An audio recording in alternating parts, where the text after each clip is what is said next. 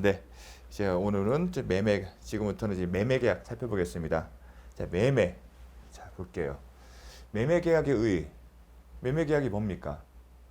매도인이 자기 소유의 목적물을 매수인에게 이전한다. 이걸 재산권? 보통 우리는 소유권 이전 등기 의무 했지만 통상적으로 재산권 이전 의무. 왜냐면 매매는 동산도 있고 부동산도 있으니까. 그래서 재산권 이전 의무. 그리고 인도가 필요하면 인도 의무. 그리고 상대방은 이에 대한 재산권을 이전받는 대가로 대금을 지급하는 거로 약정하는 거. 약정함으로써 효력이 생긴다. 낙선계약이다. 일단은 요물계약은 딱 기하면 되겠죠. 우리 요물계약에서 딱 두 개 배웠습니다. 현상강구, 그 다음에 계약금 계약. 그 다음에 유상이고 쌍무다. 쌍무는 매매계약과 체결, 매매계약 성립함으로써 채무가 재산권 이전 의무와 매매대금 지급 의무가 있고 대가적 관계가 있죠. 그리고 유상은 매매계약 체결부터 매매계약 목적 달성할 때까지 상대방이 이 사람은 재산권을 출연하는 거고 소유권 이전 등기를 해주니까 이 사람은 대금을 넘겨주는 거잖아요. 그래서 유상계약이다. 근데 쌍무계약이면 항상 유상계약이다. 자, 이런 문제를 틀리면 안 됩니다. 매매계약의 비용의 부담. 일단 법조문에는 매매계약이라는 비용은 특별한 사정이 없는 한 쌍방이 긴분하여 부담한다. 일단 특별한 사정이 없는 한 당사자가 계약으로 정하지 않는 한, 만약 계약서에서 매매계약에 필요한 비용에 대해서 별도로 약정하는 것이 있으면 그 약정이 따른데 그러한 약정이 없으면 어떻게 한다? 반반씩 부담한다. 예컨대 측량비용, 그 다음에 계약서 작성 비용. 그런데 등기 비용은요? 등기 비용 그렇지 않다. 등기 비용은 매수인이 부담한다. 그런데 이 조항이 실무에서 쓸 일은 없습니다. 왜냐하면 계약서 작성 비용이나 측량 비용에 대해서는 별도로 얘기를 해요. 자, 매매 비용을 매수인이 전부 부담하는 약정은 특별한 사정이 없는 한 유효하다. 왜냐하면 임의 규정이기 때문에. 특별한 사정이 없는 한 이런 표현이 들어가면 뭐다? 임의 규정이다. 따라서 이와 달리 정한 약정은 효력이 있다. 매도인의 재산권 이전 의무. 우리가 이제 기존에는 부동산에 소유권을 넘겨주기 때문에 소유권 이전 등기 의무 했지만 매매에는 부동산뿐만 아니라 동산이 포함되기 때문에 여기서는 재산권 이전 의무 그렇게 쓴 것뿐입니다. 자, 매도인은 당연히 재산권 이전 그리고 목적물의 인도가 필요한 경우는 인도 의무와 매수인의 대금 지급 의무는 원칙적으로 동시인 관계에 있다. 당연한 거죠. 대가가 동시인 관계 나오려면 뭐죠? 쌍무계약. 그러면 이 계약 당사자들이 갖고 있는 본질적이고 중요한 내용이 뭔지를 보고 대가적 관계가 있으면 뭐가 된다? 동시인 관계 된다. 자, 더 이상 설명 않겠습니다. 과실의 기소. 자, 요게 좀 이해하기 힘들어요. 이게 사실 실무적으로 여러분들이 보실 일은 거의 없어요. 그러면 과실의 기소. 이게 어떤 경우에 발생하는 거냐면 이런 겁니다. 계약이 체결되고 계약의 목적이 달성이 돼서 계약이 종료, 목적 달성. 매매 계약이라면 재산권을 넘겨주고 돈을 받는 그 시점이 종료 시점. 이 기간이 있잖아요. 그런데 재산권 이전 울면 부동산을 생각할 수 있죠. 그 다음에 매수인 입장에서는 매매 대금이 있고요. 그러면 매매 계약이 종료될 시점 기간이 소요될 겁니다. 보통 한 수개월씩 걸릴 거고요. 한 6개월까지 가는 경우도 있습니다. 그러면 매매 계약 체결 후에 아직 부동산의 소유권을 넘겨주고 이 매매 대금을 매도인에게 지급하기 이전에 부동산에서 부동산이니까 여기서 수익이 발생할 수 있죠. 사용 수익. 이 사용 수익을 뭐라 한다? 과실. 과실이 생길 수 있고요. 매매 대금에 대해서는 대가적 관계이기 때문에 이자란 걸 생각할 수가 있습니다. 그러면 계약 체결 후 계약 목적을 달성해서 계약 종료 전에 발생하는 과실과 이자는 어떻게 처리할지, 즉 이 기간 동안 계약 목적 달성, 즉 계약 종료 전에 발생한 과실과 이자는 누구에게 기속될 것인지를 정할 필요가 있다는 겁니다. 보통 수익형 부동산의 경우에는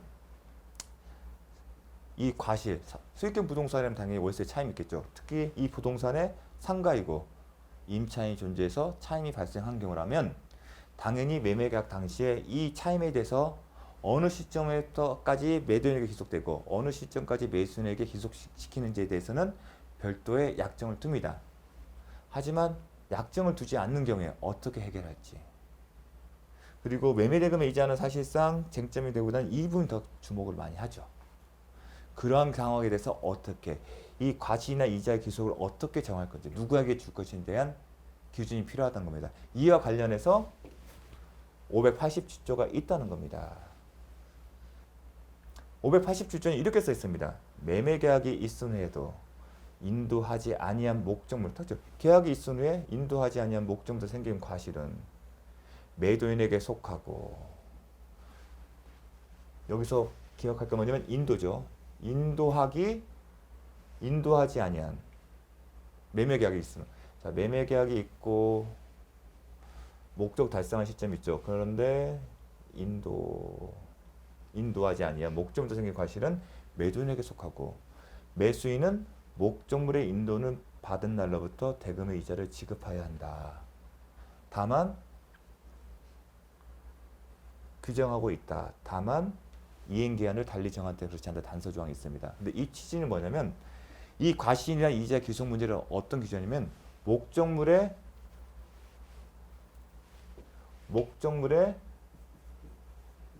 인도시를 기준으로 과실이나 법정 이자의 기속 주체를 정하는 것이 공평에 부합한다는 겁니다.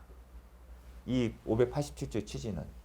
따라서 목적물의 인도시말을 가지고서 판단하는 거지, 이 개념에는 소유권이 넘어갔냐 안 넘어갔냐는 고려하지는 않습니다.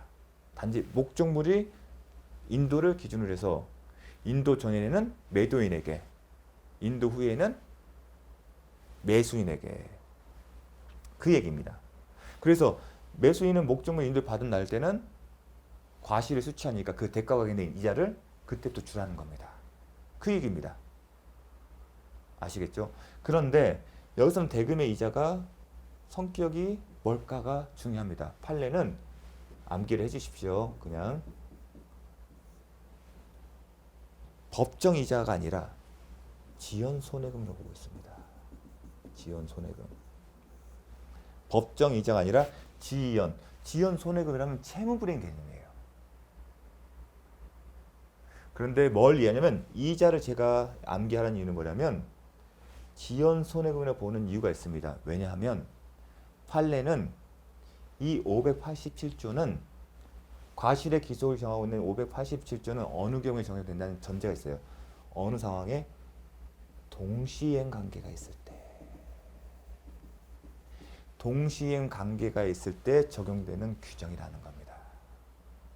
그래서 목적물의 인도를 받은 날이라면, 상대방의 이행이 제공이 돼서 동시에 항변권이 상실됐기 때문에 이행지체가 된다고 보는 거고, 따라서 이자를 뭘로 본다? 지연손해금으로 보는 거예요. 이 개념이 있어야 나중에 문제를 풀어요. 그래서 암기하시란 겁니다. 이 이자는 암기한다. 그리고 동시행 관계를 뭐로 왜 보냐면 587조의 단서에 이러한 조항이 있어요. 대금 지급 기한을 달리 정할 때는 그렇지 않다는 겁니다. 목적물 인도 의무와 대금 지급 의무가 동시에 이행 관계가 아닌 경우, 그 경우가 단서 조항에 있습니다. 그 경우에는 이 조항이 적용되지 않는다는 거거든요.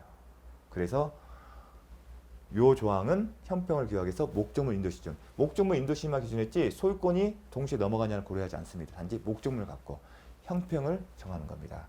그렇게 이해하셨으면 좋겠습니다. 자, 이 기본 개념을 가지고 하나씩 기출 문제를 보도록 하겠습니다. 자, 이는 매매 대항수의 형평을 꾀하기 위해서 매매 목적물이 인도되지 아니하더라도, 그렇다면 이제 이게 기본적인 개념이에요. 그런데 다만 이런 어떤 이 기준에서 벗어나서 이제 하는 경우가 있어요. 뭐냐? 하나, 매매 목적물이 인도되지 아니하더라도. 원래는 인도시를 기준으로 했죠. 인도시를 기준으로 해서 이 전에는 매도인, 이 전에는 누구요? 매수인에게 한다. 하지만 매매 목적이 인도되지 아니하더라도 매수인이 대금을 완제한 때는 인도는 이루어지지 않지만 먼저 뭘 했어요? 매수인이 자신의 채무를 이행했어요. 그런 때는 그 시점 이후의 과실은 매수인에게 기속된다. 이걸 이해하려면 뭐냐면 목적물의 인도와 대금 지급 의무는 동시행 관계다. 동시행 관계인데 매수인이 자신의 채무를 이행했으면 당연히 상대방은 채무는 이행지체에 빠지는 거잖아요. 그래서 그러한 경우에는 과실은 매수인에게 기속된다. 이 개념이 나올 수가 있는 겁니다. 이러려면 동시행 관계에, 왜냐면 지금 인도를 기준으로 해서 나눴는데 인도가 안 이루어졌으면 당연히 이 다른 거 아니야? 근데 그 개념을 이해하려면 이 개념을 이해하려면 동시행 관계의 경우에 적용되기 때문에 그런 겁니다. 그래서 이게 기출이 되는 겁니다. 참 어렵습니다. 쉽지는 않습니다. 또 하나, 매매 목적물이 인도되지 아니하고 또한 매수인이 대금을 완제하지 아니하면 서로 간의 의무를 이행하지 아니한 상태예요. 그런 경우에는 매도인의 이행지체가 있더라도 과실은 매도인에게 기속된다. 자, 이 말 자체도 더 어려워요. 30편. 매매 목적물이 인도되지 아니하고 또한 매수인이 대금을 완제하지 아니한 때에는, 여기까지 이해됐어요. 서로 간에 자신의 채무를 이행하지 않았어요. 그런데 이 말이 어려워요. 매도인의 이행지체가 있더라도 과실은 매도인에게 기속된다. 자, 인도시를 기준으로 해서 매수인이 인도시를 기준으로 해서 인도전이라면 인도전이기 때문에 이렇게 들어가죠. 인도후라면 이 사람들이 가는 건데 지금 인도도 안 이루어졌고, 그렇죠? 인도전이고 and 매수인도 대금을 완제하지 않았으면 원칙대로 가는 겁니다. 다만 이행지체가 있더라도 하는 표현이 혼동의 여지를 줄 수가 있어요. 근데 이 부분은 고려하지 마십시오. 이 사안 자체가 뭐였냐면 소유권 이전 등기 의무가 지금 여기는 지금 인도를 갖고 판단하잖아요. 인도죠. 인도. 여기는 대금이죠. 그래서 지금 과실의 기속은 인도를 기준한다고 제가 벌었어요. 소유권 이전 등기는 고려하지 않는다고 썼죠. 기억나십니까?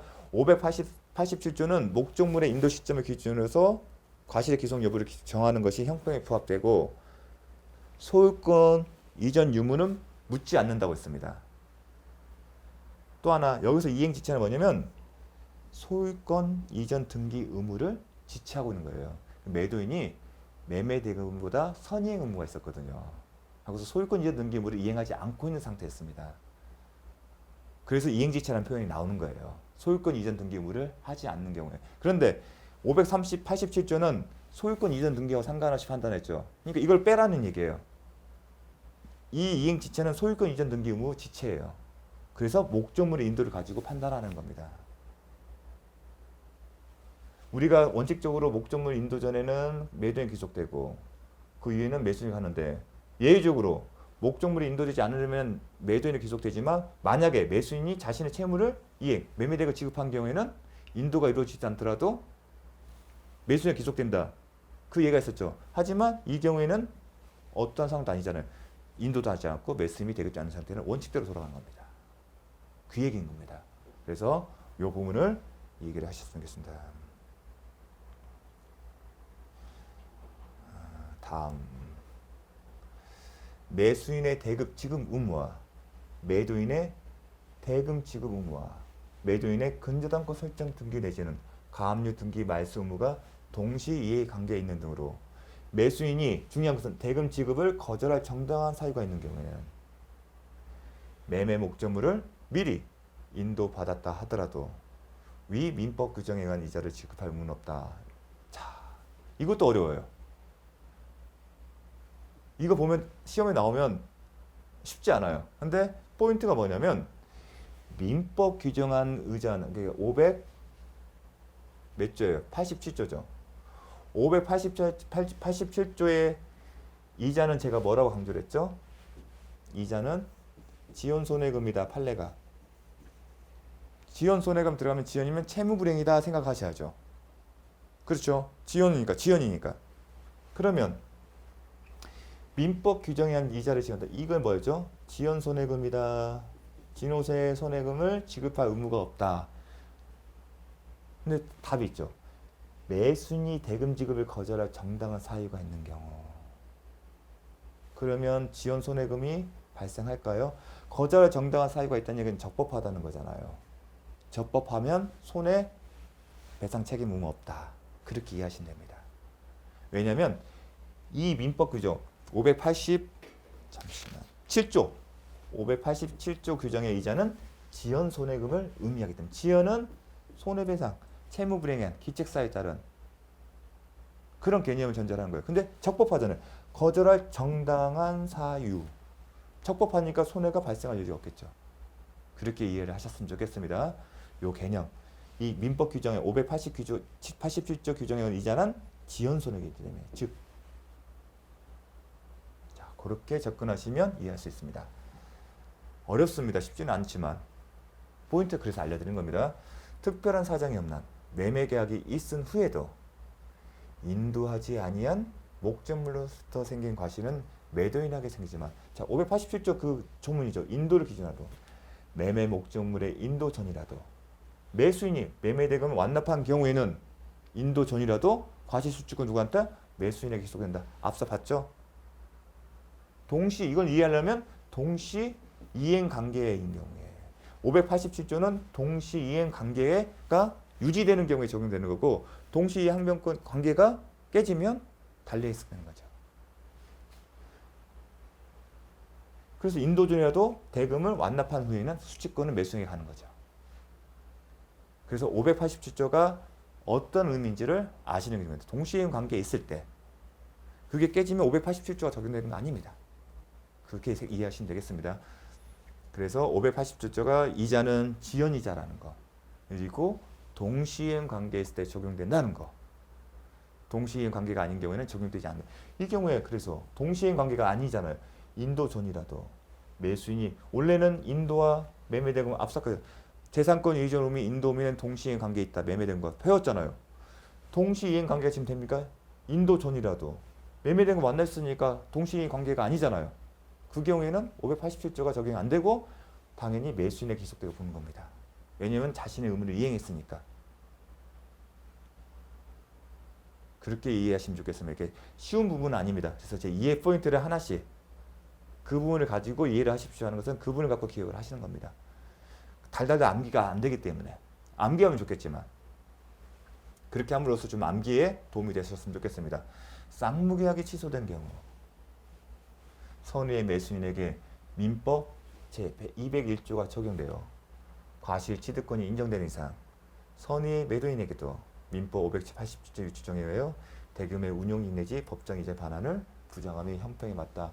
자, 이 부분은 이제 넘어가도록 하겠는데 쌍무계약이 취소된 경우에도 민법상 점유자의 회복자된 책임자 하나 조항이 적용됩니다. 근데 대법원 판례 이렇게 보는데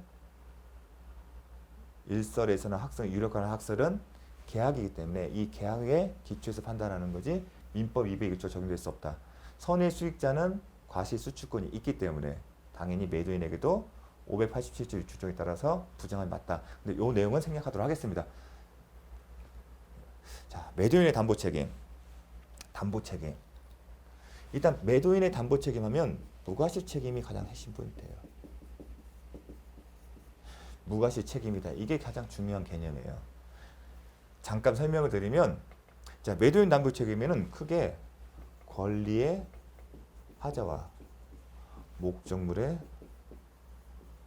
하자와로 구분될 수 있습니다. 그래서 권리의 하자에 대해서는 권리 전부가 타인에게 속하는 경우 아니면 권리의 일부가 타인에 속하는 경우 아니면 권리의 일부가 부족한 경우는 멸실되거나 수량이 부족한 경우 아니면 용익무권의 제한을 받는 경우 아니면 저당권의 제한을 받는 경우 그 경우에 매수인에게 일정한 권리를 부여하는 거고 목적물의 하자는 하자 담보 책임이라고 해서 이 경우에는 하자 담보 책임 이 하자는 목적물과 관련된 거고 권리가 아니라 목적물 그렇기 때문에 목적물 하자 이렇게 구분해서 매수인에게 일정한 권리를 부여하고 있습니다.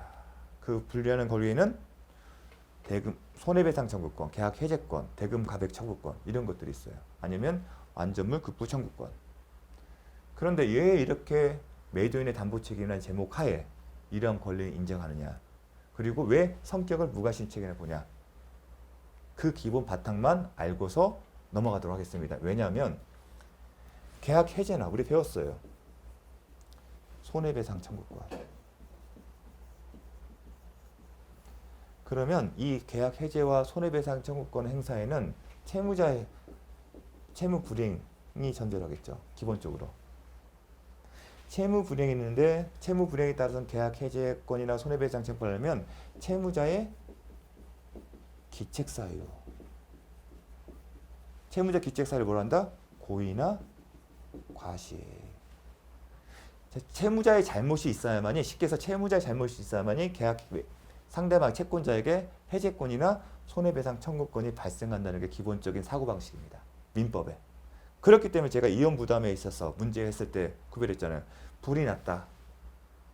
계약 체결 후에 건물에 불이 나는데 불이 나는 원인을 살펴본다. 불이 나는 원인이 채무자 잘못, 방화, 아니면 요리 중에, 아니면 채무자 책임 없는 사유를 발생을 구분해서 나눴습니다. 그래서 책임이 없는 경우에는 채무 불이행에 따른 기책 사유가 전제로 한 계약 해제권이나 손해배상 청구권은 행사할 수 있는 권리에 포함되지 않았어요. 이게 기본적으로 채무자 기책 사유, 지금 채무자의 잘못이 없으면 해제나 손해배상 청구권을 할 수 없어요. 근데 이러한 어떤 관념을 계속 관찰하게 되면 채권자 권리 구제에 흠결이 생길 수가 있습니다. 왜냐하면 채무자의 기책 사유를 밝힌다는 얘기는 상대방에게 이 기책 사유를 증명할 책임이 있어요. 예컨대 예를 들게요. 그러니까 법률에 꼼꼼하게 따지면서 급발진 사고에 있어서 급발진 책임을 소비자가 입증할 수 있습니까? 그럼 차량의 과실을 증명하는 거거든요. 그 선례는 없습니다. 그리고 가능할까요? 소비자가? 예컨대 그러한 경우처럼 매매의 어떤 대상물에 대해서 그러한 부분들을 해결할 수 없는 경우가 있습니다. 가혹할 수도 있어요. 그런데 매매라는 것은 교환 가치를 파악하는 거예요. 즉 매매라는 것은 매매 목적물의 교환 가치를 파악해서 이에 대한 대가로 뭐랍니까? 매매 대금을 주는 거예요. 그러면 교환 가치에 부응해서 대가를 결정하는 거잖아요. 대금을. 그러면 교환 가치에 흠결이 있으면 당연히 뭔가 여기서 대가적 관계 있는 거에서 조정이 이주하잖아요. 그게 해제나 대금 감액이나 손해배상의 문제로 접근하게 되는데 그러려면 기본적인 바탕은 민법 기본적 태도인 채무자 잘못, 즉 매도인의 이 목적물의 하자 잘못을 매도인의 잘못을 증명해야만이 가능하다고 한다면 실제 현실에서는 불가능한 경우가 많아요. 그래서 여기에 대해서 특별 규정된 거예요. 그래서 무과실책임이라는 겁니다. 이 매도인의 잘못을 따지지 않고 어떠한 결과가 발생되면 매수인에게 일정한 권리를 주겠다는 거예요. 즉 매수인 입장에서는 권리 행사가 용이해지는 거예요. 그런 측면을 이해해 주시면 좋겠습니다. 그래서 무과실책이라는 이 표현 자체가 되게 중요한 겁니다. 민법의 기본적 제도, 불법행위도 마찬가지예요. 가해자의 고의 또는 과실로, 가해자의 잘못으로 그의 잘못이 인정이 안 되면 손해배상 책임이 없거든요. 하지만 매도인의 잘못을 따지지 않는 겁니다. 담보 책임은. 그 정도 선에서 이해를 해주셨으면 좋겠습니다. 그게 무과실책입니다. 자, 민법은 권리하자의 제목에 여러 가지의 상황을 전제로 하고 그 상황에 맞게 매수인의 가능한 권리 행사 요건을 갖고 있어요. 시험은 법조문을 가지고 그대로 나옵니다. 이러한 경우에 매수인이 행사할 수 있는 권리가 뭔지를 묻는 거예요. 그래서 지금부터 배우는 담보책의 유형에 따른 권리는 두 문자든 어떤 방식이든 암기를 하셔야 돼요. 이해가 아니라. 이해할 수가 없습니다. 그거는 이해하려면 못 맞춥니다. 근데 이해 방법이 저 같은 경우는 이제 각자 방법을 하시면 됩니다. 그런데 저도 이제 따로 이렇게 써왔어요. 저는 이렇게 외워요. 저는 두 문자 할 때 방법이 좀 뭐 쉽게 외울 수 있는 방법도 있겠지만 좀 단순하게 해요. 뭐 권리가 전부다 그러면 권리 전부. 여기 선의하게 구분하잖아요. 그러면 해, 선, 손 이렇게 썼어요. 권리가 타인의 권리가 전부 타인에게 속하는 경우에 해제권을 준다. 선악 불문하고. 근데 손해배상 청구는 선의의 경우만 이렇게 합니다. 그러니까 여러분 편하신 대로 이런 식으로 하셔서 반드시 암기를 하십시오. 저는 이런 식으로 했었습니다. 그리고 막판에 수험장에 들어갈 때 반드시 봐야 할 것 몇 개 정했었어요. 민법 같은 경우는 요거예요. 요 조항. 그 다음에 상가건물 주택임대차법에 나오는 갱신기간 관련해서 그 6개월 전부터 종료 전이냐 그것들. 그런 중요한 조항들을 미리 준비했다가 그것만 보는 거예요. 그래서 여러분도 그런 식으로 준비를 하셔야 됩니다. 그 다음에 공인중개사의 관계법령은 벌칙 규정. 꼭 나오니까. 나오지만 바로 직장 너무 외울 게 많으면 그 전에 달달달 시험 시작하기 전에 눈으로 도장 찍어요. 조문 자체를. 그런 식으로 요 조항도 그렇게 보시면 좋겠습니다. 다만 여러분들의 이해와 그리고 암기에 도움을 주기 위해서 이게 실질적으로 무슨 의미인지를 사례를 가지고 하나씩 살피도록 하겠습니다. 왜냐하면 일부의 경우에는 적용될 여지가 없거든요. 아예 문제될 여지도 없습니다. 그래서 요 경우는 하나씩 타인의 권리 매매가 구체적으로 뭔지를 하나씩 사례를 듣겠습니다. 자, 저는 권리가 전부가 타인에게 속할 때는 목적 달성을 쓰는 경우는 해제할 수 있고 선악 불문하고 선의인 경우에만 손해배상 청구를 할 수 있다. 자, 이렇게 외우고 있습니다. 자, 타인의 권리 매매는 뭐냐면 매매의 목적이 된 권리가 타인에게 속한 경우. 어떤 경우죠? 배웠어요. 원시적 불능인데 원시적, 주관적 불능인 경우. 원시적, 주관적 불능이 타인 권리 매매 계약이 유효하다, 무효하다? 유효하다. 그러니까 담보 책임이 나오는 거예요. 유효하니까. 만약 원시적, 객관적 불능 경우는 계약이 성립되지 않으니까 효력이 생길 일은 없겠죠. 타인 권리 매매도 매도인은 제가 얘기를 했죠. 매도인은 진정한 소유권자 타인으로부터 그 소유권을 취득해서 넘겨줄 의무가 있다. 이행 불능은 타인 권리 매매에서 이행 불능은 매도인이 타인으로부터 소유권을 넘겨받아서 매수인에게 이전하는 것이 불가능한 경우가 그게 이행 불능인 거예요. 왜냐하면 매도인은 그 권리를 취득하여 매수인에게 이전한다. 이게 타인 권리 매매에서 매도인의 의무예요. 보통은 재산권 이전 의무인데 타인 권리 매매에서는 매도인은 그 제3자로부터 권리를 취득하여 매수인에게 이전할 의무가 있다. 매도인의 의무입니다. 타인 권리에서는. 자, 타인의 권리를 매매한 경우에도 계약은 유효하다. 맞죠? 또 하나, 소유권 이전 등기 후 등기가 말소된 때도 담보 책임이 생긴다. 자, 제가 설명하겠습니다. 타인 권리 매매는 크게 두 가지예요. 뭐냐? 부소유의 주택. 부소유의 주택을 아들이 부가 갑이고 아들이 을이에요. 아들이 매수인 령. 이 사람이 매도인이 되는 거예요. 아들이 당사자로 등장하는 겁니다. 대리를 하는 거예요. 대리라고 한다면 이 매도인의 명의는 누가 되죠? 아버지죠. 타인 권리 매매는 아들이 자신이 매도인이 되는 거예요. 매도인인데 그 목적물이 아들 을의 소유가 아니라 아버지 소유라는 겁니다. 타인 소유. 이게 타인이에요. 타인 소유의 목적물에서 매매 계약을 누구 이름으로? 아들 명의로. 그러면 여기는 선악을 보냈죠. 권전해, 선손. 그러면 이 병의 매수인의 선악은 뭐겠죠? 매매 목적물이 제3자의 소유인지를 알았냐 몰랐냐겠죠. 그렇죠. 선이라는 것은. 그런데 이 상황에서는 등기부가 있으니까 알 수 있을까요? 없을까요? 매수인이 등기부도 확인도 안 할까요? 그건 아니죠. 등기를 보게 되면 이게 아들의 소유가 아니라 아버지의 소유인 걸로 알 수 있겠죠. 그게 악인 경우입니다. 이런 경우이죠. 매수인이 이미 이 목적물이 타인의 소유인 것을 알고서 계약을 체결합니다. 대신에 이 매매 계약에 따르면 이런 얘기가 있죠. 매도인 아들은 아버지로부터 소유권을 취득해서 자신에게 넘겨줄 의무가 있는 거죠. 이게 악인 경우에 나오는 거죠. 이 경우는 악이에요. 그런데 꼭 이런 경우는 있지만 우리가 또 하나 있죠. 이거 좀 지우겠습니다. 계속 배웠잖아요. 뭘 그럴지 이제 감 잡으셔야 합니다. 등기 원인, 등기 권리자, 가, 을, 병, 매매. 딱 답이 나오셔야죠. 갑에서 을로 매매를 원해서 소유권, 등기 목적,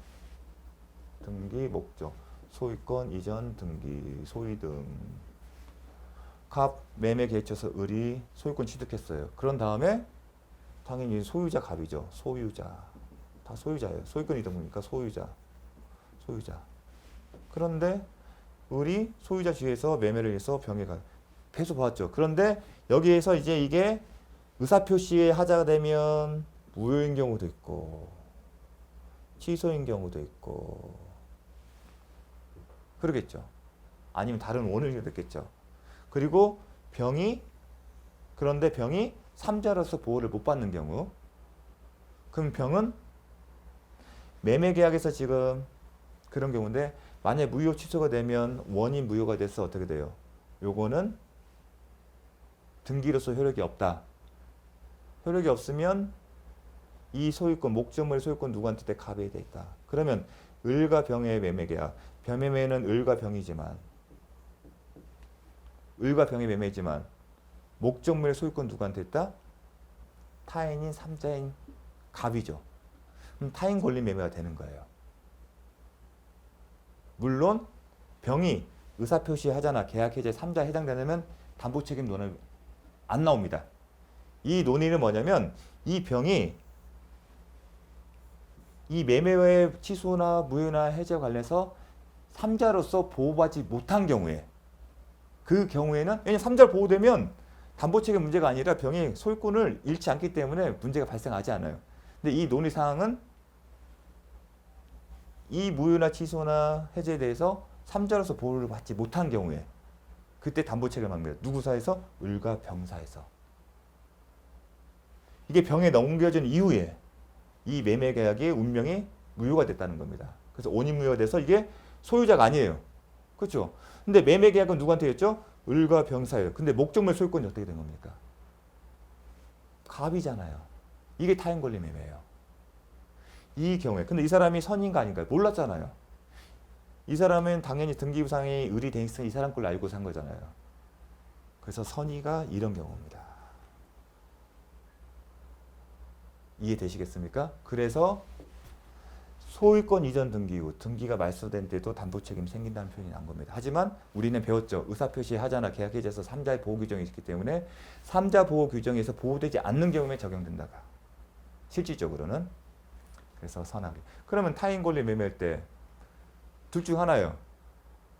계약을 해제하거나 타인 권리 매매에서 계약이 유효하기 때문에 그러면 매수인에게 주어질 권리는 딱 두 가지겠죠.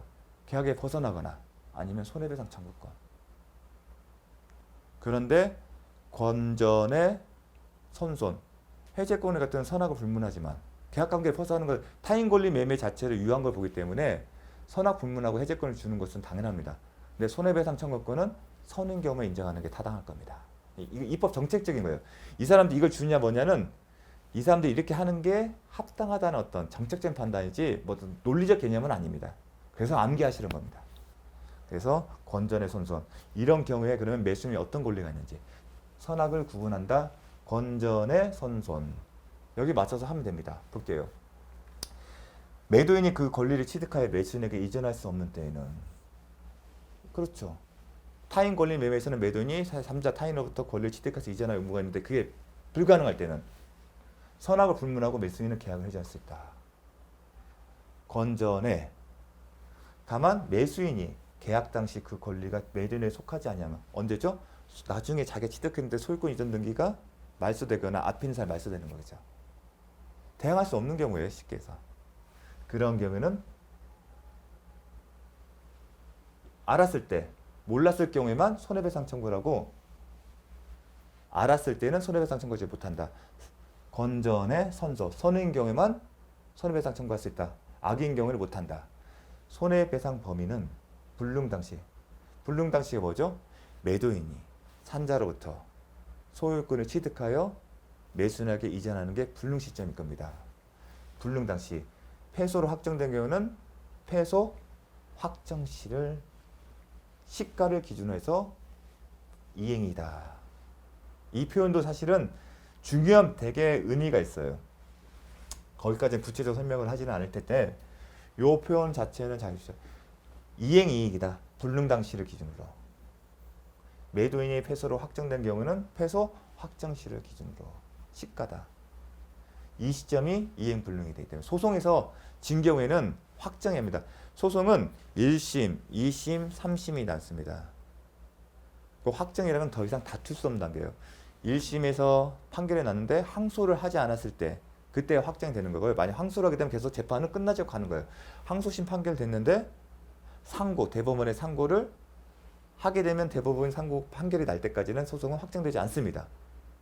하지만 상고를 포기하게 되면 그 시점에 확정이 됩니다. 더 이상 재판을 다툴 수 없는데 그게 확정시입니다.